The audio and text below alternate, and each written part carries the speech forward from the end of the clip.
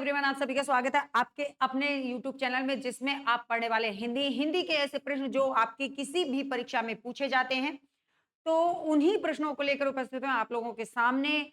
अगर आपको डाउट होता है, आपको लगता है कि ऐसा नहीं है, तो पहले आप उस सवाल की जांच पड़ताल करेंगे और तब आप यहाँ पर कमेंट करेंगे कि हाँ, ये इस कारण से गलत है या इस कारण से सही है।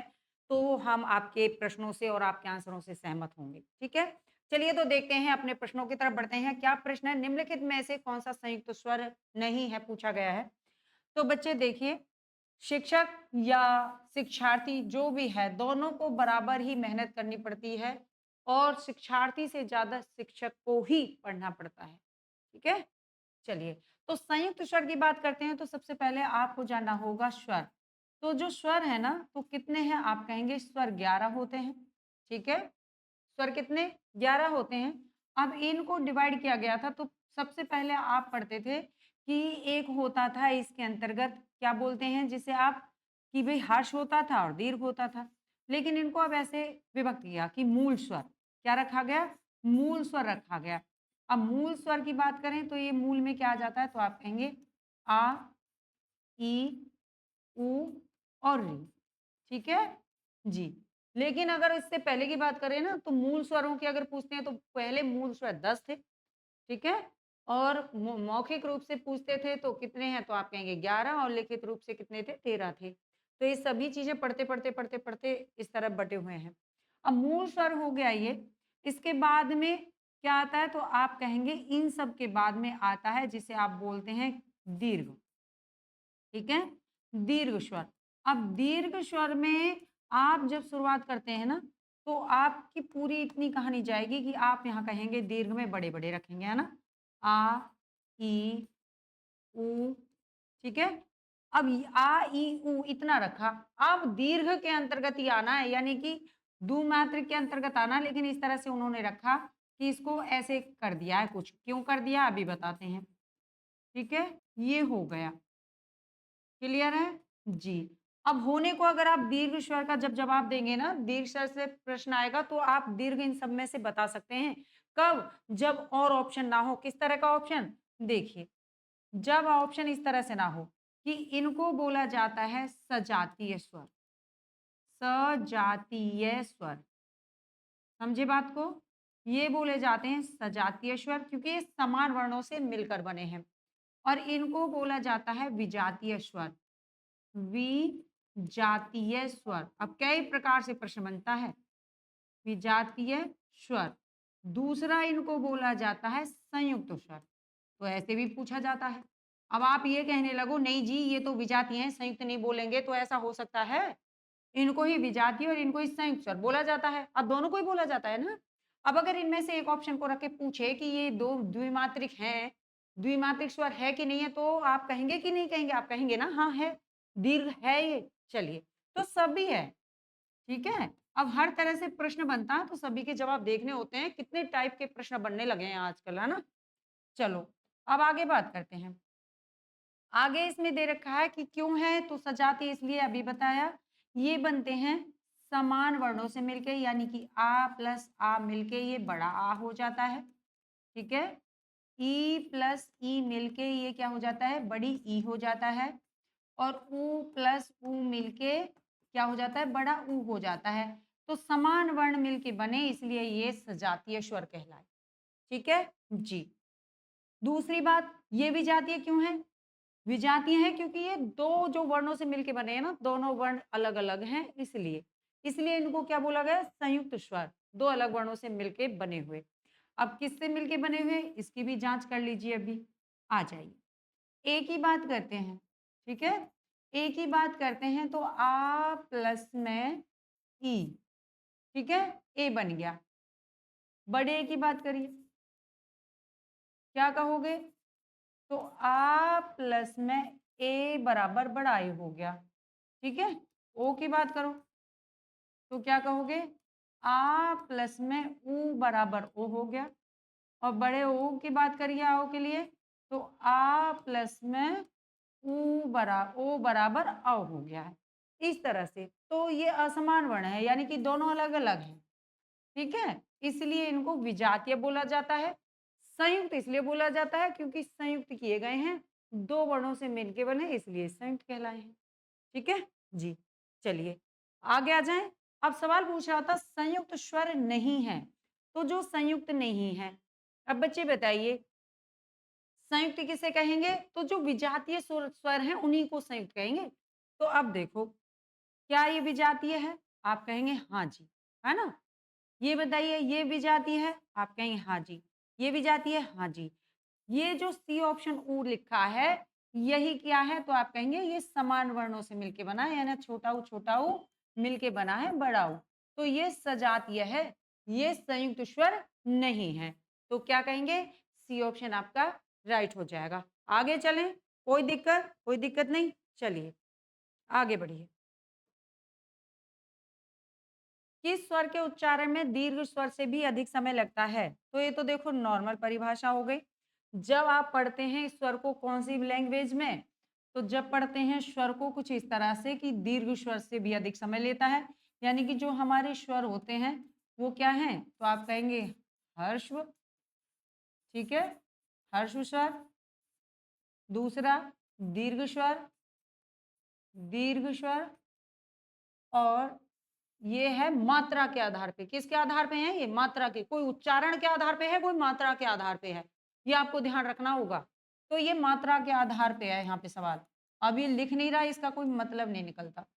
ठीक है? जी। तो ह्रस्व, दीर्घ और प्लुत, प्लुत स्वर। मात्रा के आधार पे ये पूछ रहा है। अब ये यहाँ पे कह रहा है हर्ष स्वर जो है ये कम समय लेता है उच्चारण में। हर्ष स्वर किसे कहते हैं कि जिन वर्णों के उच्चारण में कम समय लगता है वो हर्ष स्वर कहलाते हैं। ठीक है? अब मैं फिर वही बात लिखूंगी और एक बच्चा कमेंट कराता है ऐसा नहीं होता है। अब ये क्या है? तो ये छोटे-छोटे इसमें आ गए। ठीक है? छोटे-छोटे इधर आ गए। छोटा ऊ और री। क्लियर? ये हर्ष में है। दीर्घ में मैं फिर वो बात कहने वाली हूँ कि दीर्घ में सभी बड़े वाले आ जाएँगे। ठीक है? सभी बड़े वाले आ जाएँगे यहाँ पर। क्या है? तो ये आएगा, बिल्कुल आएगा दीर्घ में। बिल्कुल आएगा बच्चे। ठीक है? चलिए, इतना हो गया। आगे आइए, प्लुत के लिए बात करते हैं। तो प्लुत के लिए आप कहो कि या तो आप इस तरह से कर दो, ठीक है? और या आपने राम लिखा और ऐसे 3 का चिन्ह बनाया तब भी ये मतलब है। इसका प्रयोग नाटक और संवादों में होता है। अब समझिए, हर्ष स्वर ऐसे वर्ण जिनको बोलने में कम समय लगता है, ठीक है? दीर्घ स्वर ऐसे वर्ण जिनको बोलने में हर्ष स्वर से 2 गुना समय लगता है और ऐसे स्वर जिनको बोलने में हर्ष स्वर से 3 गुना समय लगता है, वो प्लुत कहलाते हैं। 2 गुना लगता है वो दीर्घ कहलाते हैं। सबसे कम समय लगता है वो हर्ष स्वर कहलाते हैं। समझे बात को? जी। इसीलिए इनको बोला जाता है एक मात्रिक। इन इन वर्णों को क्या बोला जाता है? एक मात्रिक वर्ण बोला जाता है। ठीक है? और इन वर्णों को बोला जाता है द्विमात्रिक, यानी कि 2 गुना समय लगता है इनको बोलने में हर्ष की अपेक्षा। ठीक है? तो क्या कहेंगे? द्विमात्रिक। द्विमात्रिक 2 मात्रा का समय लगता है।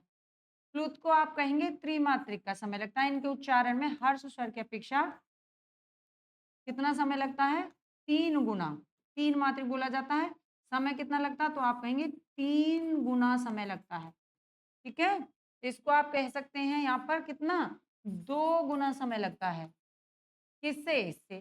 ठीक है? अब सबसे कम समय लगता है इसको उच्चारण में। सबसे कम समय लगता है। ठीक है? इस तरह से। अब पूछ रहा है कि दीर्घ स्वर से भी अधिक समय लगता है, यानी 2 गुना यहाँ पे लग गया। 1 मात्रा वाला, 2 मात्रा वाला और 3 मात्रा वाला। तो सबसे बड़ा कौन होगा? प्लस ढूँढो कहीं है? तो आप कहेंगे जी हाँ, डी ऑप्शन राइट हो गया यहाँ पे। बस दीर्घ स्वर से भी अधिक समय लगता है, डी ऑप्शन हो गया। समझे बात को? आगे चलें? चलिए, आगे बढ़ते हैं। संधि संयोग के आधार पर स्वर बताना है, ठीक है? निम्नलिखित में से किस स्वर को संयुक्त स्वर माना गया है? संयुक्त स्वर माना गया है, देखो फिर आ गया है सवाल। क्या माना गया है? संयुक्त स्वर माना गया है, पूछ रहा है, बताइए। क्या बताओगे? चलिए, तो संयुक्त स्वर की अभी मैंने बताया कि संयुक्त स्वर किसे कहते हैं, बताया कि नहीं? जी बताया, ये हो गए संयुक्त स्वर, ठीक है? और इन्हीं को बोला जाता है विजातीय स्वर। कितने हैं? तो आप कहेंगे 4 होते हैं। संयुक्त स्वर और इन्हीं को बोला जाता है विजातीय। अपनी जाति से अलग वर्णों को जोड़ते हैं, विजातीय स्वर, ठीक है? कितने होते हैं? तो आप कहेंगे 4 होते हैं। तो संयुक्त स्वर माना गया है। तो आ जाइए ढूँढिए ऑप्शन में। तो आप कहेंगे क्या ए है? जी है। ई है? नहीं है। ऊ है? नहीं है। आ है? नहीं है। ठीक है? तो क्या हो गया? तो आप कहेंगे डी ऑप्शन यहाँ पे आपका राइट हो गया। क्या मिलके बना है बच्चे? क्या मिलके बना है? तो आप कहेंगे आ प्लस में ए बराबर बड़ा ए हो। ठीक है? तो कैसे हैं? असमान वर्ण है, इसलिए इन्हें क्या बोला जाता है? विजातीय बोला जाता है। क्या बोला जाता है? संयुक्त स्वर बोला जाता है। क्लियर? कोई दिक्कत? कोई दिक्कत नहीं, चलिए। इनमें से संवृत स्वर कौन-सा है? संवृत स्वर कौन-सा है? तो अब देखो, अब आपके फिर से आ गए संवृत स्वर, यानी ये किसके आधार पे? मुख द्वार के खुलने के आधार पे पूछ रहा है। कि कैसा है? संवृत। बच्चे अगर आपने पढ़ा है तो, है ना? संवृत स्वर क्या है? तो आप कहेंगे मुख द्वार के खुलने के आधार पे पूछ रहा है यहाँ पे। मुख द्वार के खुलने के आधार पे। खुलने के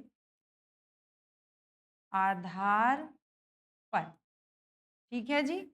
इस तरह से इसने पूछ लिया। कोई दिक्कत? कोई दिक्कत नहीं है। अब कितने प्रकार से है? तो आप कहेंगे क्या है? विवृत। क्या होता है बच्चे? ये 4 प्रकार से होते हैं। विवृत, नंबर 2 अर्धविवृत, अर्धविवृत, आ जाइए संवृत जो पूछा है, ठीक है? चौथा अर्धसंवृत, अर्धसंवृत, ठीक है? जी। अब विवृत की बात करिए, तो जो आपको सबसे आसान लगे चीज़, जो आपको सबसे पहले सबसे आसान लगे उसको। विवृत का मतलब है कि जब डॉक्टर कहता है ना बड़ा वाला आ करिए, तो बड़ा वाला आ। तो विवृत जहाँ आपका मुख सबसे बड़ा खुल जाता है, तो आप कहेंगे आ हो गया वो। ठीक है? जी। फिर आ जाइए संवृत। अब इसमें मुख सबसे ज़्यादा खुला होता है, मुख खुला होता है। क्या कहेंगे? मुख द्वार पूरा खुला होता है, पूरा खुला होता है। ठीक है? क्योंकि डॉक्टर कहता है कि बड़ा आ करिए। आ जाइए। संवृत की बात करते हैं। संवृत में क्या होता है कि यहाँ पे मुख जो है लगभग बंद रहता है। इसके लिए कौन-सा वर्ण होता है? तो आप कहेंगे ई, छोटी-बड़ी दोनों रहेंगी, ठीक है? और क्या रहेगा? छोटा ऊ, बड़ा ऊ दोनों रहेगा। छोटी-बड़ी, छोटा ऊ, बड़ा ऊ। ई, ई, उ, ऊ। बंद है मुख, मुख लगभग बंद। ठीक है? जी। अब इतना हो गया। अब हमारे पास में अर्धसंवृत है। अर्धसंवृत में आपका आ जाएगा, आप कहेंगे छोटा ए आ जाएगा और छोटा ओ आ जाएगा। ठीक है? अब जो रहा बचा उसको अर्धविवृत में रखो। तो क्या रहा बचा? आप कहेंगे छोटा आ रह गया है। ठीक है? छोटा रहने के बाद में क्या है? बड़ा ए रह गया है। और क्या रह गया है? बड़ा ओ रह गया है। ठीक है? और क्या रह गया? तो ऑल वाला भी इसके अंतर्गत आता है। हो गए आपके। बताइए, समझ पाए? मुख द्वार खुलने के आधार पर कितने प्रकार के स्वर हैं? तो 4 प्रकार के हैं। कितने प्रकार के हैं बच्चे? 4 प्रकार के हैं, विवृत, अविवृत और संवृत और अर्धसंवृत। ऐसे ही याद करना है, कुछ नहीं करना है, ठीक है? चलिए, तो पूछ रहा संवृत स्वर कौन-सा है? तो ढूँढ लीजिए संवृत कौन-सा है उसमें। तो आप कहेंगे ई। ई क्या है? संवृत है। बाकी तो आप जान ही गए हैं। ये क्या है? अर्धसंवृत है। ये क्या है? अर्धविवृत है। और ये क्या है? तो आप कहेंगे अर्धविवृत है। क्लियर बात को समझे? आगे बढ़ जाए, कोई कन्फ्यूजन नहीं है? जी, आंसर आपको आपका मिल ही गया है। ठीक है? आपको आपका आंसर मिल गया? कोई दिक्कत? कोई दिक्कत नहीं है। चलिए तो फिर क्या है? जब आपको दिक्कत नहीं है तो हमें दिक्कत नहीं है बच्चे। ठीक है? चलो आगे बढ़ते हैं। आगे बढ़े।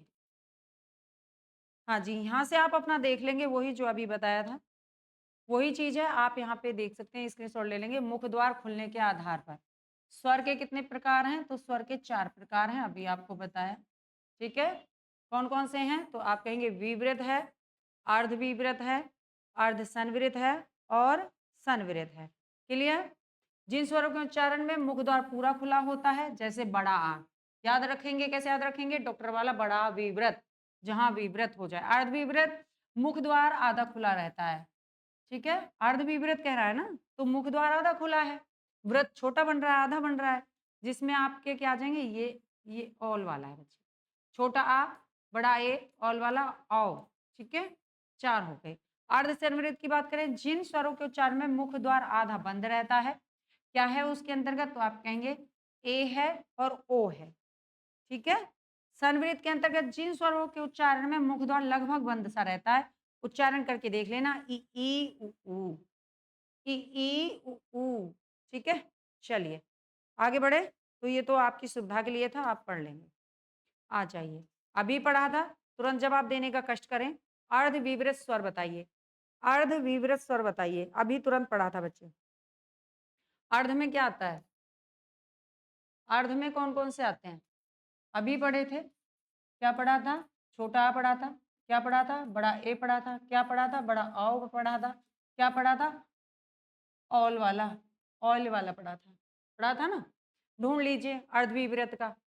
ऊ है, नहीं है। आ है बड़ा वाला, नहीं है। बड़ा ए है, छोटा ए क्या है? तो आप कहेंगे जी बी ऑप्शन राइट हो गया, क्लियर काम हो गया। समझ गए बात को? कोई दिक्कत? कोई नहीं? चलिए तो, कोई दिक्कत नहीं है तो हमें क्या दिक्कत है? आगे बढ़ते रहेंगे हम भी। चलिए, निम्न में से क वर्ग का उच्चारण स्थान कौन-सा है? अब आप ध्यान रखते रहेंगे। देखो, यहाँ भी देखेंगे कहाँ से पूछा गया है ना? एक बच्चे का कमेंट पढ़ के मुझे थोड़ा अजीब लगा था, उसका जवाब है, ठीक है? तो परीक्षा में आए हुए हैं, तो बच्चे गहराई से आपको पढ़ने की ज़रूरत है, मुझे लग रहा था। आगे है, कहाँ से आया है सवाल? यूपी, ट्रिपल एससी, जीए 2016 और 21, ठीक है?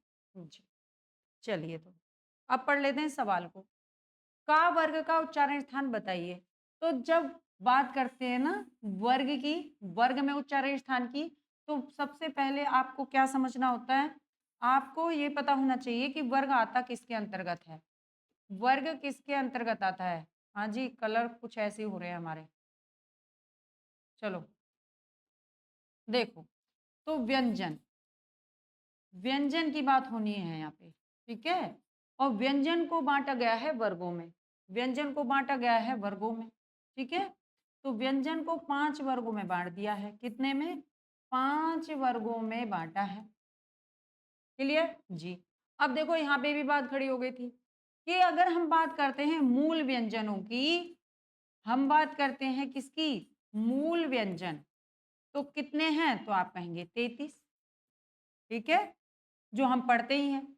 अब कैसे-कैसे थे मैंने ये भी बताया था आप लोगों को, है ना? मैंने ये भी बताया था, तो मैंने जब टोटल कह दिया तो दिक्कत हो गई एक स्टूडेंट को, कह रहा है कि ऐसा नहीं, ठीक है? अब देखो, मूल व्यंजन 33, अब इसमें जोड़ा इन मूल व्यंजनों को करने के लिए जिसमें से एक पार्ट तो हो गया है कि वर्गों में बाँट दिया, ठीक है? दूसरा पार्ट हो जाता है कि अंतःस्थ होता है, अंतःस्थ होता है, ठीक है? और 5 वर्गों में कितने वर्ण होते हैं? तो 25 होते हैं। कितने वर्ण? 25 होते हैं। अंत्यस्थ कितने होते हैं? तो आप कहेंगे 4 होते हैं यार अलावा। और तीसरी बात जब आती है तो किसकी आती है? तो आप कहेंगे ऊष्म की आती है। ऊष्म व्यंजन की आती है, ठीक है? तो ऊष्म व्यंजन कितने हो गए? तो आप कहेंगे तीनों चार, हाँ 4 हो गए, ठीक है? 25 4 कितने हो गए? 29, 29 और 4 कितने हो गए? तो आप कहेंगे 33, क्लियर? तो इस तरह से मूल की जब बात की गई तो मूल हो गए आपके इतने। लेकिन व्यंजन स्वरों को छोड़ के बाकी व्यंजन थे हैं, अब क्या-क्या नाम दिए गए वो अलग हो गया। तो ये इतना हो गया अब, हो गया? जी। अब इसके आगे चलिए और चलते हैं। इसके आगे जब चलते हैं, हाँ जी, कलर का समझ में नहीं आ रहा क्या करना है? इसके आगे जब बात करते हैं तो ये तो बात नहीं है कि यहीं पे वर्णमाला व्यंजन की खत्म हो गई, यहाँ पे खत्म नहीं हुई ना। इसके आगे यानी जब आपने ऊष्म व्यंजन को खत्म कर दिया, हा पे पहुंच गए, अब एक पार्ट और आता है जिसे आप बोलते हैं संयुक्त व्यंजन। संयुक्त स्वर थे जैसे ही संयुक्त व्यंजन। अब इतना है कि ये 33 में नहीं आते हैं, अलग से जोड़ा जाएगा। क्या हो गए? तो यहाँ पे आप बोलेंगे 33 जो व्यंजन है, उन व्यंजनों को इन 3 वर्गों में रखा गया। एक पहला वर्गों में बाँटा गया, यानी कि इसको 5 वर्गों में बाँटा गया, इसको बोला जाता है स्पर्श व्यंजन। तो आप कह सकते हैं इसको क्या? स्पर्श व्यंजन। स्पर्श व्यंजन, ठीक है? तो एक पार्ट तो स्पर्श व्यंजन में बाँट दिया, दूसरा अंत्यस्थ में और तीसरा ऊष्म में। क्लियर? और हो गए हमारे 33 वर्ण, मूल 33 वर्ण। उसके बाद भी और है हमारे, तो मूल हो गए 33, आगे आ गए संयुक्त व्यंजन की बात करें तो संयुक्त हो गए कितने? 4, जिनमें क्या-क्या आता है? तो आप कहेंगे छ, त्र, ज्ञ, ज्ञ बोला जाता है वैसे इसे, ज्ञ, ठीक है? और श्र, ठीक है? जी। अब आ गया ये, संयुक्त के होने के बाद में और आता है, क्या आता है? जिसको बोलते हैं द्विगुण व्यंजन। द्विगुण व्यंजन, द्विगुण व्यंजन किसे बोलते हैं? तो वर्णमाला में आप पढ़ते हैं इनके नीचे डांड, हाँ, अंक की बिंदियां और लग जाती हैं इस तरह से, और ये हो गए द्विगुण। द्विगुण क्यों है? क्योंकि ये हम पढ़ते हैं कहाँ पे? तो आप कहेंगे हम पढ़ते हैं इसे ट वाली लाइन में भी, ट ठ ड ढ, है ना? और ये एक बार ऐसे भी आता है तो इसलिए ही रिपीट हो गया, ऐसा कहा जाता है। इसके बाद में आप आगे बात करेंगे तो क्या आ जाता है? तो आप कहेंगे अयोगवह, योगवह। अयोगवह में आते हैं तो ये 2 हो गए, 4 ये हो गए आपके। आगे आ जाइए तो अयोगवह में क्या आता है? तो अंग और अंगहा आता है, ठीक है? अयोगवह क्यों कहा जाता है कि ना इन्हें स्वरों में गिना जाता, ना व्यंजनों में गिना जाता बेचारे, लेकिन गिनती में तो रहेंगे ही ना। चलिए, तो ये हो गए। तो इस तरह से आपकी ये वर्णमाला पूरी करनी पड़ती है। 33 हो गए हैं, 33 और आपके वहाँ पर हो गए कितने? 33, 4, 37, 39, 40, 41 इस तरह से। तो टोटल अगर हम वर्णों की बात करते हैं तो यहाँ पे फिलहाल में जो मानक हिंदी मान रही है कितना? 41 होता है। कुल व्यंजन हम स्वर और व्यंजन मान के जब वर्णमाला बनाते हैं तो टोटल वर्णमाला में वर्णों की संख्या कितनी बताई जाती है? तो आप कहेंगे कि कुल वर्ण 52, ठीक है? 52 होते हैं वर्णमाला में। किस तरह से बनते हैं? तो जो ये बताया कि 11 स्वर हो गए हैं, 33 मूल व्यंजन और आपके 8 ये हो जाते हैं और इस तरह से हो गए आपके पूरे 52, ठीक है? चलिए, तो क्या बताना है उस बात पे आते हैं अब हम। चलिए, जी। अब दूसरी बात कर लेते हैं, बहुत सारी व्याख्या के साथ में शुरुआत कर दी है। तो जो ये वर्ग है ना? का वर्ग है, तो यहाँ से हम लेते हैं वर्गों को का वर्ग, चा वर्ग, टा वर्ग, ता वर्ग और पा वर्ग, ठीक है? जी। तो का से आप याद रखें, का से आप क्या याद रखें? का से आपको याद रखना रहेगा कंठ। का से आपको याद रखना रहेगा क्या? कंठ। कंठ से आगे बढ़िए। कंठ तालु, कंठ तालु, मूर्धा, ठीक है? दंत, ओष्ठ। अब सबकी अपनी-अपनी ट्रिकें होती हैं, पता नहीं क्या-क्या ट्रिक लगाते रहते हैं, है ना? चलिए, क्या है? कंठ, तालु, मूर्धा, दंत, ओष्ठ। इस तरह से आपको ज्ञात होगा कि का उच्चारण स्थान कहाँ पे रहेगा का वर्ग का? तो आप कहेंगे का हो जाना है कंठ से, का हो जाना है कंठ से। क्लियर? जी। इनको याद करने के लिए भी संस्कृत के अगर आप पॉइंट को ले लेते हैं तो ज़्यादा बेहतर होता है। आगे बढ़िए, कोई नहीं, आगे चलते हैं और आगे चर्चा कर लेंगे। तो आप यहाँ पे थोड़ा देख लेंगे, जो बताया था इधर भी आपके सामने रखी हुई हैं चीज़ें कि कंठ का क्या है, तालु का क्या है, मूर्धा का 5 कौन-सा है, ठीक है? दंत और आपका ओष्ठ। आगे चलें? जी। ऊष्म व्यंजन और अंतस्थ व्यंजन। चलो, आते हैं अपने पॉइंट तरफ, तो क्वेश्चन देखेंगे यहाँ पर। जी। यहाँ पर अपना क्वेश्चन देखेंगे आप लोग, क्या कलर लेना है? विसर्ग का उच्चारण स्थान बताइए। विसर्ग का उच्चारण स्थान बताइए। तो बच्चे विसर्ग का उच्चारण स्थान कब बताएंगे? जब आपने विसर्ग को पढ़ा होगा कहीं उन उच्चारणों में कि कहाँ से पढ़ा जाता है। ठीक है? तो देखो, कंठ से बात करते हैं तो कंठ से क्या-क्या आता है? तो आप कहेंगे का वर्ग आता है, का वर्ग आता है और इसी में हा आता है और इसी में विसर्ग आता है। ठीक है? इसके लिए आपको संस्कृत वाला अगर आप याद करते हैं तो बहुत अच्छा है, अकुहू। ठीक है? विसर्जन्या। ठीक है? इस तरह से अगर आप याद करते हैं तो आपका हो जाता है, का वर्ग हो गया, ठीक है? और छोटा-बड़ा दोनों आपका कंठ से ही बोला जाना है। का, ऊ पे ऊ की मात्रा है, इसका मतलब है कि का वर्ग पूरा बोला जाएगा। हा लगा हुआ है, आपने हा ले लिया। विसर्जन्या बोला गया तो आप कहेंगे कि विसर्ग भी इसी में आ गया। विसर्ग कहाँ से है? तो आप कहेंगे कंठ से है। मिला जवाब आपको? कोई दिक्कत? कोई नहीं, आ जाइए। ओष्ठ की बात करते हैं, तो ओष्ठ में क्या आता है? तो आप कहेंगे कि इसमें आ जाता है आपका पा वर्ग। क्या आ जाता है ओष्ठ में? पा वर्ग आ जाता है। छोटा ऊ, बड़ा ऊ दोनों आ जाता है। ठीक है? ओष्ठ की बात हो रही है। इसके लिए कैसे याद रखोगे?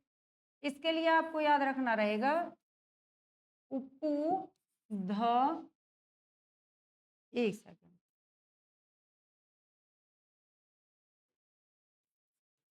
उपपध मानीय, इस तरह से। क्लियर? आगे आइए।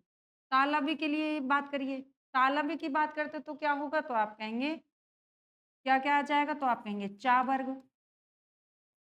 क्या आ जाएगा? चा वर्ग आ जाएगा। और क्या आ जाएगा? तो इसके लिए और चीज़ जानने के लिए आप यहाँ पे याद करेंगे इचु, यशा, नाम। ठीक है? इचु, यशा, नाम। इसका मतलब क्या है? कि ई का मतलब है कि दोनों ई इसी में आ जाएँगी। छोटी बड़ी दोनों आ जाएँगी। चा पे मात्रा है इसका मतलब है चा वर्ग आ जाएगा। या लिखा हुआ है इसका मतलब या भी यहाँ पर आएगा। ठीक है? इस तरह से आपको ये पता चलनी चाहिए कि क्या-क्या है। अब यहाँ पे ये सा है, सा को भी रखिए यहाँ पे। ठीक है? क्लियर? आगे बढ़िए। अनुनासिका की बात करते हैं तो अनुनासिका में क्या आता है? तो आप रख देंगे कि अनुनासिका में क्या चीज़ आती है? जी। अनुनासिका का तो आप जानते ही हैं कि चंद्र बिंदु आ जाता है अनुनासिका में। क्लियर? हो गया? चलो तो आपको आपका जवाब मिल ही गया कि विसर्ग का उच्चारण कहाँ से होता है, तो आप इसको कर लेंगे और आगे बढ़ेंगे फिर आप जी, देखिए, ये आपकी सुविधा के लिए, ठीक है? यहाँ पे आप देख लेना, क्या-क्या है? उच्चारण स्थान के लिए छोटा, बड़ा, कावर, हा और विसर्ग आपका कंठ का हो गया है, ये नहीं है, ठीक है? छोटा ऊ, बड़ा ऊ और पावर ओष्ठ से है।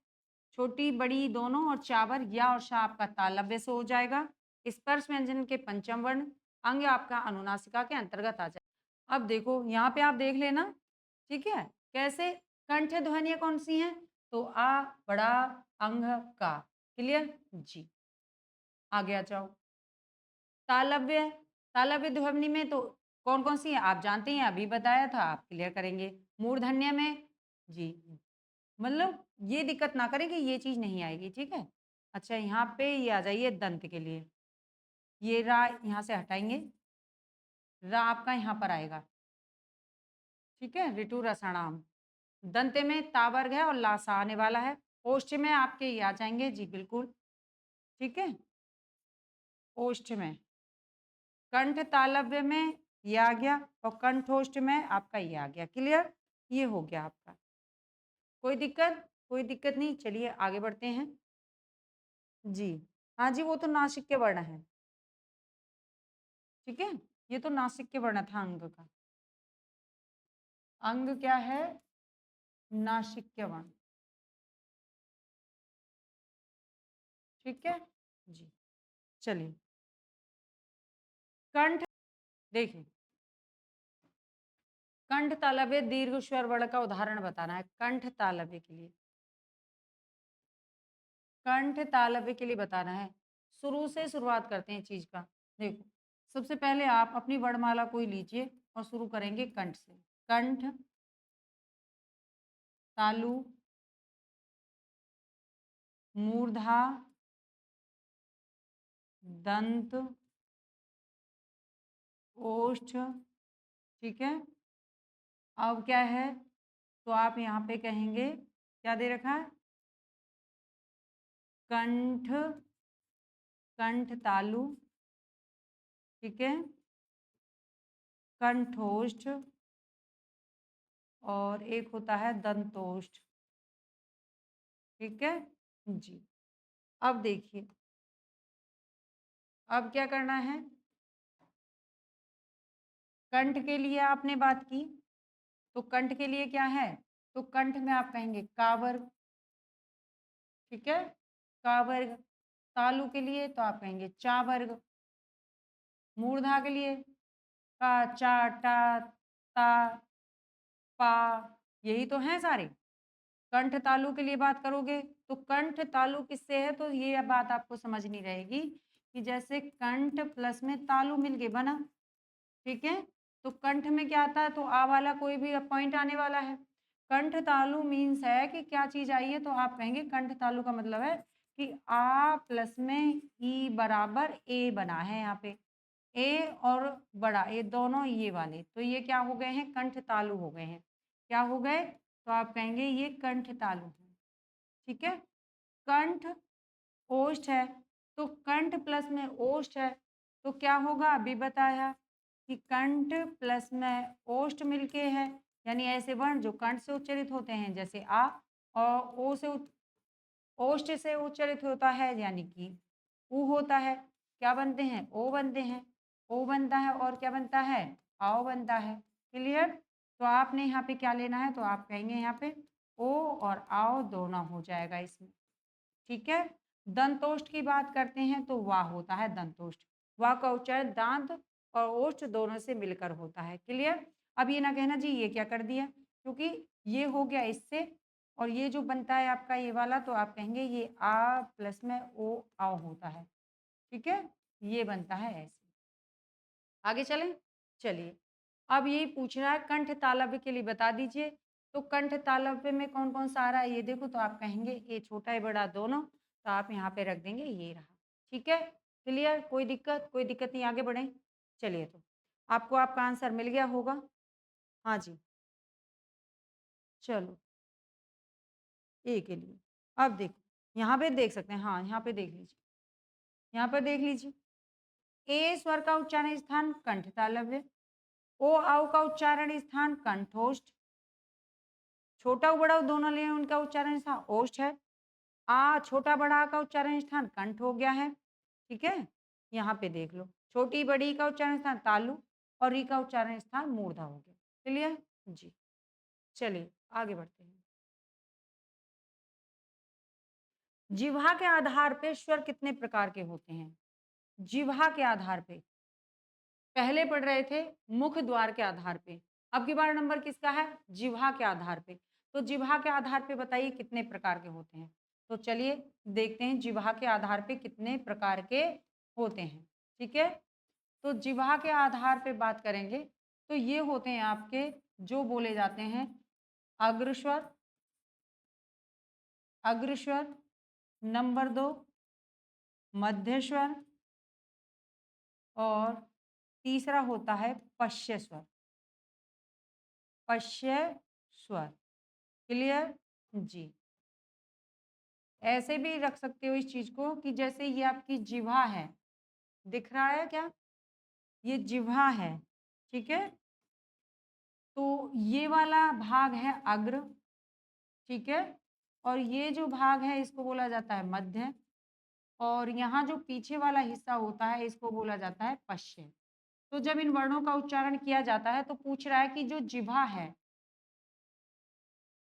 ठीक है, जो ये जिह्वा है, ये जिह्वा से जो वर्ण उच्चारित होते हैं वो किस किस जगह से होते हैं, तो पूछ रहा है अग्र से कौन सा होता है, मध्य से कौन सा होता है, पश्य से कौन सा होता है। और इसने तो बस इतना ही पूछा जिह्वा के आधार पे कितने प्रकार होते हैं, तो आपको मिले 3 प्रकार, अग्र मध्य पश्य।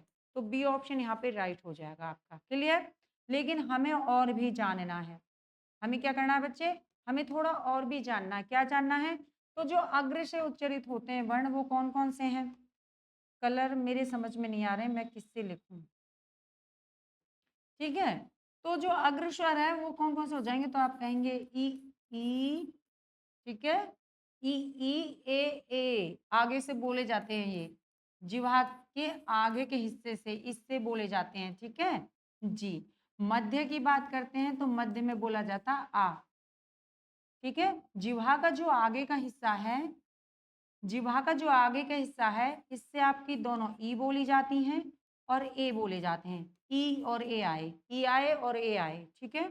मध्य में कौन है? आ है। मध्य में कौन बैठा है? आ है। अब बचे कुचे पश्चिम में डाल दीजिए, वो आपके वहां पर हो जाएंगे, ठीक है। तो आ जाइए, पश्य के लिए कौन कौन सा रह गया? तो आप कहेंगे पश्य के लिए हमारे जो जितने बच्चे वो आ गए, तो बड़ा आ है, ठीक है, छोटा ऊ, बड़ा ऊ, और क्या है? आप कहेंगे छोटा ओ और बड़ा आ। ये आपके किस में हो गए? ये पश्य के अंतर्गत हो गए, क्लियर। ये मध्य का हो गया और ये अग्र का हो गया। अब बताइए कोई दिक्कत? कोई नहीं, बस इस तरह से आपको ये समझनी है। वीडियो अच्छी लगती है लाइक शेयर करना नहीं भूलेंगे। चलिए आगे बढ़ें। हाँ जी, परीक्षा में आया हुआ है, आपके वीडियो की परीक्षा में आया हुआ है, ठीक है। चलें आगे जी। जिह्वा के आधार पे तो यहाँ आप देख लेंगे अपने नोट्स बनाने के लिए, आपको अपनी नॉलेज के लिए चाहिए तो आप यहाँ पे अपना देख लेंगे, ठीक है जी। आगे बढ़े। जब स्वरों के उच्चारण में ध्वनि मुख के साथ साथ नासिका द्वार से भी निकलती है, उस अनुनासिकता को प्रकट करने के लिए निम्नलिखित में से किसका प्रयोग किया जाता है? तो जब स्वरों का उच्चारण करते हैं और मुख के साथ हवा नाक के द्वारा भी निकलती है, तो पूछ रहा है कि उसके लिए कौन सा वर्ण होता है, ऐसा कौन सा वर्ण है? तो देखो, क्या कौन सा पॉइंट हो जाता है? तो आप कहेंगे जी, क्या समझ गए? समझ गए आप लोग? जी, बताइए। समझ गए तो बताइए। कहेंगे चंद्र बिंदु, ठीक है? अब ये किसी पे लग जाए, ठीक है? चाहे यहाँ लग जाए, ई, ऐ, है ना? मुँह से हवा निकलेगी, नाक से भी निकलेगी। आप बोलते हैं ना आँख, आँख, इस तरह से, ठीक है? चलिए, तो क्या हो गया? तो आप कहेंगे चंद्र बिंदु, डी ऑप्शन यहाँ पे आपका राइट हो जाएगा। कोई दिक्कत? किस परीक्षा में आया है? तो कनिष्ठ सहायक भर्ती परीक्षा 2023 में आया हुआ सवाल है। फिजूल की बातें नहीं है भैया, समझाना है, कुछ सिखाना है, ठीक है जी? जी, मेहनत कर रहे हैं, आप भी मेहनत करिए, व्यर्थ की बातों में कुछ नहीं मिलने वाला है। चलें आगे? चलिए।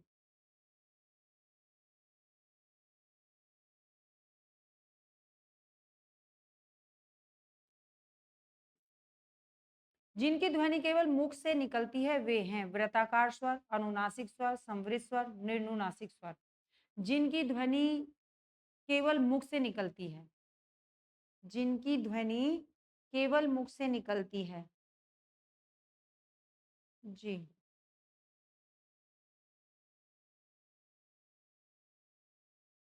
बताइए।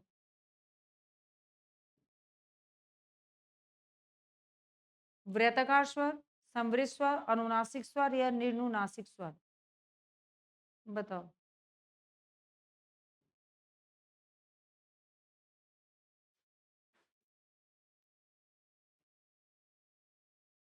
देखो, केवल मुख से निकलती है, तो जहां केवल मुख से निकलती है, केवल मुख से निकलती है तो वो क्या कहलाते हैं? तो आप कहेंगे निर्नुनासिक स्वर कहलाएंगे, निर्नुनासिक स्वर कहलाएंगे, ठीक है। अनुनासिक तो आपने अभी पढ़ा था, अनुनासिक क्या होते हैं कि हवा मुख और नाक दोनों जगह से निकलती है, जैसे चंद्र बिंदु वाला। अब ये तो संवृत और वृत्ताकार स्वर वाली बात हो रही है कि मुख वृत्त के आधार पर खुलता है और संवृत का। तो आपको जो जानना था क्या? तो जिनमें नहीं निकलती है, केवल मुख से निकलती है, वो आपके ये हैं, जिनमें आप कह सकते हो जैसे आ, ई, उ आदि, ठीक है, क्लियर। तो क्या है जवाब? आप कहेंगे डी ऑप्शन आपका राइट हो जाएगा। आगे बढ़ें जी। चलिए तो आगे बढ़ते हैं। वो तो आप जानते ही हैं। ये तो आप पढ़ ही चुके हैं, संवृत वगैरह सब, है ना?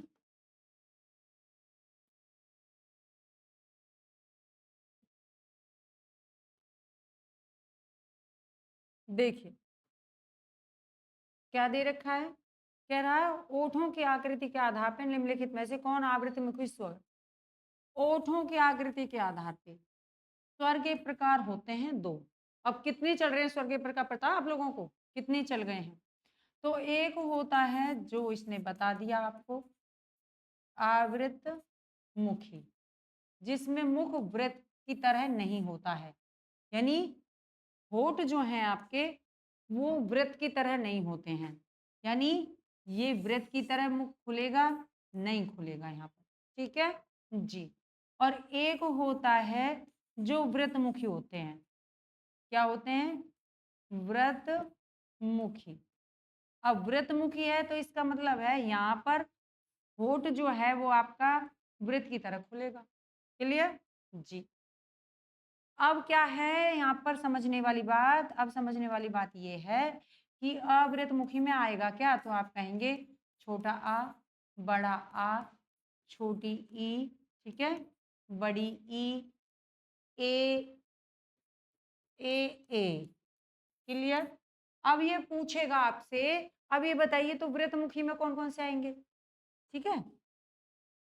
अब ये पूछ रहा है वृतमुखी में बताइए कौन-कौन से आएँगे? तो वृतमुखी में जो बच गए वहाँ से उनको रखिए। क्या बच गया? और लिख देते हैं। मुझे ना कलर का डाउट चल रहा है, वैसे मैं दे रही हूँ ध्यान, लेकिन पता नहीं चल रहा है कौन-सा इसमें ना ढंग से दिख रहा है। चलिए। ठीक है? वृत्तमुखी में अब क्या आ गया, जो यहाँ से रह गया उस सबको ले लीजिए, जहाँ पर गोल होठ बनेंगे आपके। आप कहेंगे उ बोलने से बनेगा, दोनों उ बोलने से बनेंगे। ओ बोलने से बनेगा, आप कहेंगे जी। अब दोनों ओ बोलेंगे तो ये बनेगा, ठीक है? उ बोलेंगे और ओ बोलेंगे तो ये बनेगा। ओल, ओल, ऑल वाला, ठीक है? ऑल, इस तरह से। ये हो गया आपके वृत्तमुखी। अब ढूँढ लीजिए, इसने पूछा अवृतमुखी, बताइए। इसने कहा आवृतमुखी बताइए। अब बताओ क्या हो जाएगा? आवृतमुखी में आपने क्या पढ़ा? तो ऑप्शन में देखिए। जी, ये तो वृत्त है, ये वृत्तमुखी है, ये वृत्तमुखी है। क्या रह गया? ई, आवृतमुखी रह गया। यही आपका आंसर हो गया। क्लियर बात? आगे बढ़ें। वीडियो अच्छी लगती है लाइक शेयर करना नहीं भूलेंगे। चलिए अगले क्वेश्चन की तरफ बढ़ते हैं। हाँ जी, यहाँ पे आप अपना देख लेंगे आवृतमुखी, यहाँ पे आप अपना देख लेंगे, ठीक है? आवृतमुखी है और ये आपका वृत्तमुखी है, ठीक है? वृत्तमुखी में ये रहे आपके और आवृतमुखी में ये रहे आपके। चलें? चलिए आगे बढ़ते हैं। निम्नलिखित में च वर्ण का उच्चारण था, बताइए बच्चे। च वर्ण का तो कैसे याद किया? तो आप कहेंगे पहले आपने लिखा क, च, ट, त, प। बस इतना करना है। क, च, ट, त, प, क, च, ट, त, प। क्लियर? का को आप कर दीजिए कंठ, कंठ, तालु, मूर्धा, ठीक है? ता दंत, ता दंत, पा ओष्ठ, पा बोलने से अपने आप आपके होठ जो है वो बंद हो जाते हैं, पा, है ना? तो पा ओष्ठ है, ता देखिए दंत है, टा मूर्धा है, चा तालु है, का कंठ है। का चा टा ता पा, कंठ तालु मूर्धा दंत ओष्ठ, ठीक है?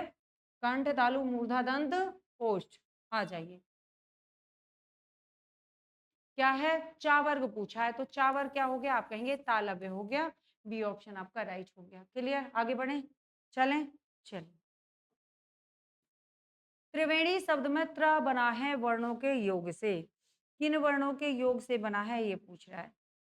त्रिवेणी में त्र जो है किनके योग से बना है ये पूछ रहा है। तो त्र किससे मिलके बना है? तो आपको पता है संयुक्त व्यंजन क्या है? संयुक्त व्यंजन। अब संयुक्त व्यंजन कितने हैं? तो आपने पढ़ा 4। कौन-कौन से? तो आपको बताया गया छ, त्र, ज्ञ और श्र। ठीक है जी, थोड़ा ऐसे लिख गया।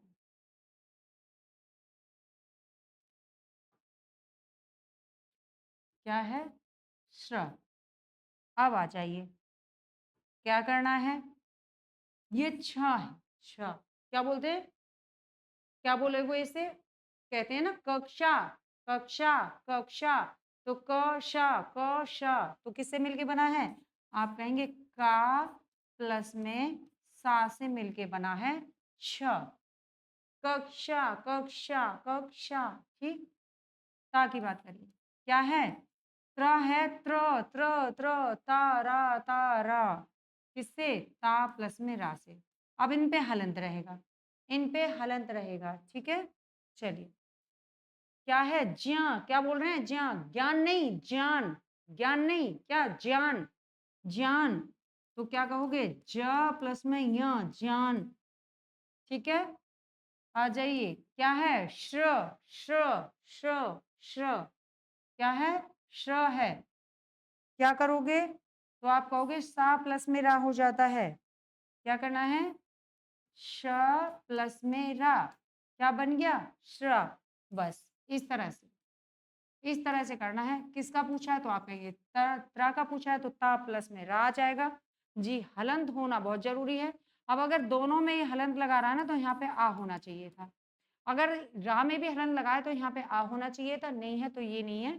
क्या हो जाएगा? सी ऑप्शन राइट हो जाएगा। बताइए, क्या समझे आप लोग? बताओ क्या समझे आप लोग? जी, अच्छा समझे? चलिए, अच्छा समझना चाहिए। आगे बढ़ते हैं। निम्नलिखित में से उच्चारण की दृष्टि से असंगत है। उच्चारण की दृष्टि से, तो उच्चारण से ये अलग किए गए। कैसे? तो देखो, आपने पढ़ा कि दंत से उच्चरित वर्ण कौन-कौन से होते हैं, तो आप कहेंगे कौन सा था दंत से? भाई दंत से क्या था? आप कहेंगे ता वर्ग। कौन सा था? ता वर्ग। अब ता वर्ग में क्या-क्या आता है? तो आप कहेंगे त, थ, द, धा और ना। ठीक है? फिर आपने क्या पढ़ा? कहा कंठ तालु मूर्धा टा वर्ग। टा में क्या पढ़ोगे? टा, ठा, डा, ढा और ना। ठीक है जी, आ जाइए। कंठ पे क्या है? कंठ पे तो आप कहेंगे का वर्ग है। कंठ पे का वर्ग है तो क्या क्या बोलोगे? क, खा, गा, घा और ना। ठीक है जी। ओष्ठ पे आइए तो आप कहेंगे पा वर्ग है। पा वर्ग, पा वर्ग में क्या है तो आप कहेंगे प, फा, बा, भा और मा। क्लियर जी। अब क्या करना है? अब देखो ओष्ठ पे बा है, आपने कहा जी हाँ जी है। आपने कहा कंठ पे घा है, आप कहेंगे जी हाँ कंठ पे घा है। क्लियर? भाई घा है, हाँ जी है। फिर इसने कहा मूर्धा में या है, अब ये क्या है तो आप कहेंगे या तो क्या है अंतस्थ है, अंतः स्थ व्यंजन है। ठीक है, अब ना है जी, बिल्कुल ना तो था हमारे पास में, तो जो गलत है उसको बताइए। तो आप कहेंगे ये आपका ये वाला ऑप्शन ही यहाँ पे क्या हो गया है, ये गलत हो गया है, मूर्धा नहीं है। क्लियर? बात खत्म। आगे बढ़े, चलिए तो आगे बढ़ते हैं। हाँ जी, केवीएस पीआरटी 2023 में आया हुआ है। आगे चलते हैं। सर्वज्ञ शब्द में संयुक्त व्यंजन ज्ञ के योग से बने हुए वर्ण बताइए। ज्ञ के योग से, तो संयुक्त व्यंजन की बात है और किसके बारे में बताना है? ज्ञ के बारे में बताना है। तो पहले ही बताया है, क्या कहोगे? ज्ञ, ज्ञान नहीं ज्ञान। क्या है तो आप कहेंगे जा प्लस में य। क्लियर? ये हो गया। क्या बनेगा? जय बनेगा? नहीं बनेगा। य बनेगा? नहीं बनेगा। अब यहाँ पे किसकी कमी रह गई? आप कहेंगे हलंत की कमी रह गई, तो ये भी नहीं है। ये ऑप्शन राइट हो जाएगा। क्लियर? आगे बढ़े। क्लियर? Like, share, subscribe. चलो तो आगे आते हैं अगले सवाल की तरफ। क्या है अगला सवाल? निम्नलिखित में से किस विकल्प में अनुनासिक का प्रयोग है? तो अनुनासिक का प्रयोग बताना है बच्चे। अनुनासिक किस में है? तो देखो, हाँ जी, 2023 में आया हुआ है। यहाँ पर क्या है? यहाँ पे किसका लगा है? तो यहाँ पे आप कहेंगे अंकी बिंदी, यानी कि क्या लगा है? अनुस्वार। यहाँ पे क्या लगा है? विसर्ग। यहाँ पे क्या है? अनुस्वार और विसर्ग है। यहाँ पर क्या है? तो आप कहेंगे यही तो है। क्या है? अनुनासिक। अनुनासिक वर्ण। ठीक है? क्योंकि ये क्या है? तो आप कहेंगे अनुस्वार है। ठीक है? और ये क्या है? तो आप कहेंगे विसर्ग है। तो ये विसर्ग की मात्रा है, ये अनुस्वार की मात्रा लगी हुई है। तो जो जवाब है क्या है? डी ऑप्शन है। यहाँ पर अपनी सुविधा के लिए आप चीज़ें सीख लेंगे कि जिन वर्णों का उच्चारण मुख और नासिका दोनों से किया जाता है, अनुनासिका वर्ण कहलाते हैं। वर्ण अनुनासिका वर्णों के ऊपर चंद्र बिंदु लगाकर लिखा जाता है, जैसे चाँद, साँस, आँधी, ऊँट आदि। समझे बात को? चलिए, कोशिश है आप लोग ढंग से समझ पाएँ चीज़ों को।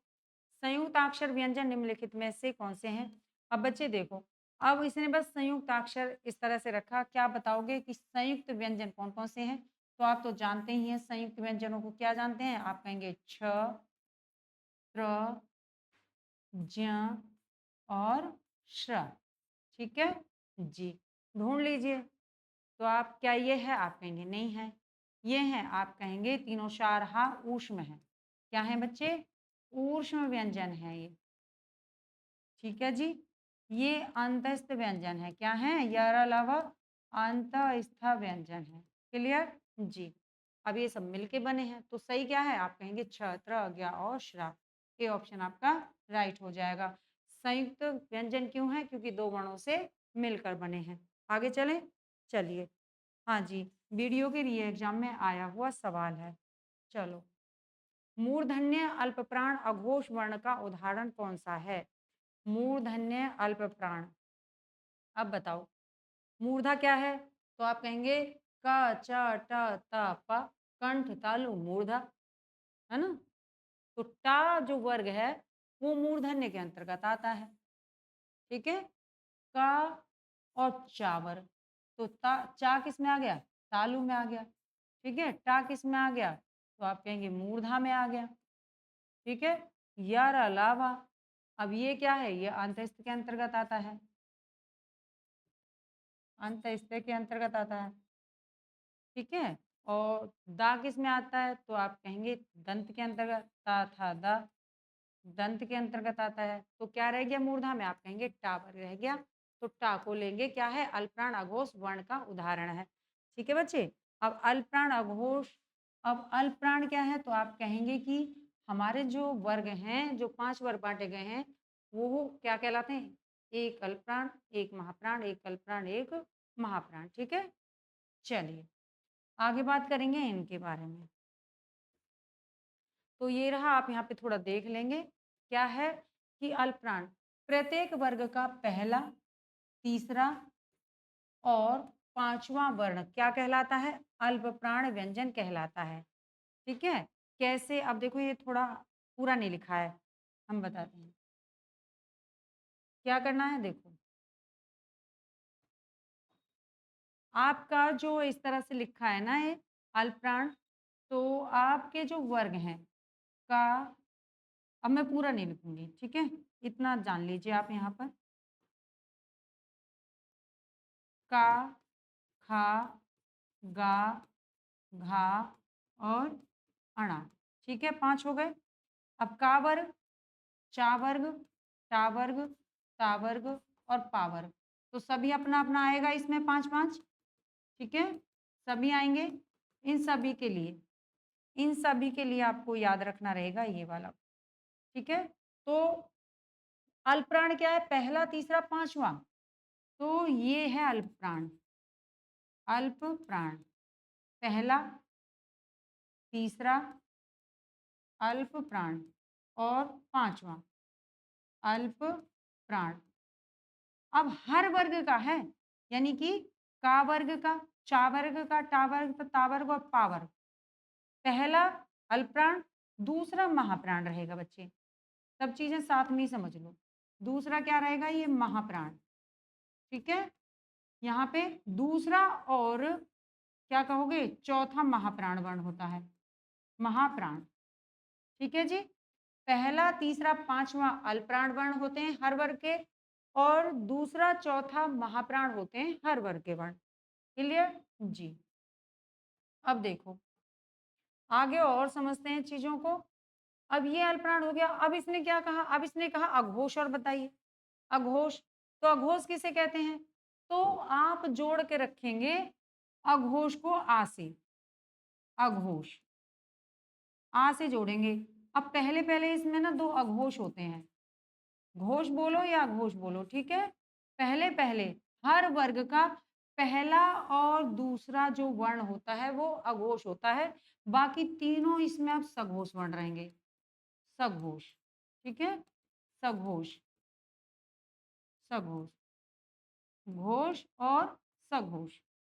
अघोष या घोष बोलिए, घोष या सघोष। हर वर्ग का पहला दूसरा वर्ण आपका रहेगा अघोष, और हर वर्ग का तीसरा चौथा पांचवा वर्ण रहेगा सघोष। ठीक है। ऐसे ही हर वर्ग का पहला तीसरा पांचवा वर्ण रहेगा अल्पप्राण, और हर वर्ग का दूसरा और चौथा वर्ण रहेगा महाप्राण। ठीक है। देखिए, तो समझने वाली चीजें ये रहेंगी। ये जो कह रहा है, देखो यहाँ पे रखा हुआ है कि पहला और दूसरा वर्ण जो है, ठीक है, वो आपके क्या है, अघोष है, बाकी सभी सघोष हो जाएंगे। और क्या क्या अघोष है, तो इसने कहा तीनों सा जो है ये भी अघोष वर्ण है। ठीक है, तीनों सा भी क्या है, अघोष वर्ण है। आगे और समझेंगे। अब ये कह रहा है कि अल्पप्राण, जिन वर्णों के उच्चारण में मुख से जो है कम हवा निकलती है ना, कम हवा, हवा का मतलब प्राण से लिया, तो कम हवा निकलती है वो अल्पप्राण वर्ण कहलाते हैं। और जिन वर्णों के उच्चारण में मुख से जो है ज्यादा हवा निकलती है तो वो महाप्राण वर्ण कहलाते हैं। ठीक है। इस तरह से आपके अघोष और सघोष कंपन से मतलब होता है कि जिन वर्णों के उच्चारण में कंपन होती है या जिन वर्णों के उच्चारण में कंपन नहीं होती है। ठीक है। चलो, तो इस तरह से आप इनको देख लेंगे। कोई दिक्कत, कोई दिक्कत, कोई नहीं। चलिए यहाँ पे, हाँ जी, इधर भी नोट करना, यारा लावा अल्पप्राण, यारा लावा भी क्या है, अल्पप्राण वर्ण है आपके। क्लियर जी। चलिए, और कोई बात, और कोई बात है जी, और कोई बात नहीं है तो कोई दिक्कत भी नहीं है। ठीक है जी, आगे बढ़े। चलो, स्पर्श वर्णों की संख्या कितनी है बच्ची, स्पर्श वर्णों की, तो स्पर्श वर्णों की क्या 11, 14, 3 या 25। तो स्पर्श वर्णों की कितनी संख्या है, 25 है। कौन कौन से हैं, तो स्पर्श वर्णों की बात करते हैं तो क्या है, वही 5 वर्ग है ना, का, चा, टा, ता और पा। हर वर्ग में 5 वर्ण है। हर वर्ग में कितने वर्ण हैं, तो हर वर्ग में 5 5 वर्ण हैं। इसीलिए टोटल कितने हो गए, आप कहेंगे 25। 5 इसमें, 5 इसमें, ठीक है, 5 इसमें, 5 इधर और 5 इधर, टोटल कितने हो गए, तो आप कहेंगे 25 25। 25 वर्ण क्या कहलाते हैं, स्पर्श व्यंजन कहलाते हैं। ठीक है। और ये जो इधर चा वाली लाइन आ जाती है ना, ये संघर्षी, संघर्षी कहलाते हैं, संघर्षी वर्ण कहलाते हैं। ठीक है, संघर्षी, स्पर्श संघर्षी, स्पर्श भी हैं और स्पर्श संघर्षी हैं, चा वाले भी। आगे आ जाए। चलिए, यूपीएसआई 2021 में पूछा गया है, हिंदी वर्णमाला में कुल कितने आयोग वहाँ हैं। तो आयोग वहाँ की बात करते हैं बच्चे, अयोग वहा जो ना स्वर में गिनती होती है ना व्यंजनों में गिनती होती है। कौन से हैं वो, तो पहले स्वरों में होती थी, लिखित रूप से 33 जब स्वर बोले जाते ना तभी थे उसमें भी। ठीक है, और अंगह, इनको आयोगवाह बोला जाता है। टोटल कितने, तो आप कहेंगे 2 हैं। पहले स्वरों में गिना जाता था तो स्वर हमारे 13 हुआ करते थे। ठीक है, अभी पता नहीं मैंने क्या कह दिया था, ध्यान नहीं है। तो क्या ऑप्शन हो गया है इसमें, ए ऑप्शन यहाँ पे राइट हो गया। क्लियर, समझ लेंगे आगे। अयोगवा का अर्थ है कि योग ना होने पर भी जो साथ रहें। ये ध्वनि ना तो स्वर में और ना व्यंजन में, परंतु इनका प्रयोग स्वर की सहायता से ही किया जाता है। ठीक है, इनकी जातीय योग ना ना तो स्वरों के साथ और ना ही व्यंजनों के साथ है, इसलिए इन्हें अयोगवाह कहा जाता है। ठीक है बच्चे, चलें आगे। चलिए, अच्छा, तो आपके सवाल हो जाते हैं यहीं पे समाप्त। अगर वीडियो आपको अच्छी लगती है, तो वीडियो को लाइक करना, शेयर करना नहीं भूलेंगे। नेक्स्ट वीडियो लेके फिर उपस्थित होंगे, तब तक के लिए धन्यवाद, थैंक यू, नमस्कार।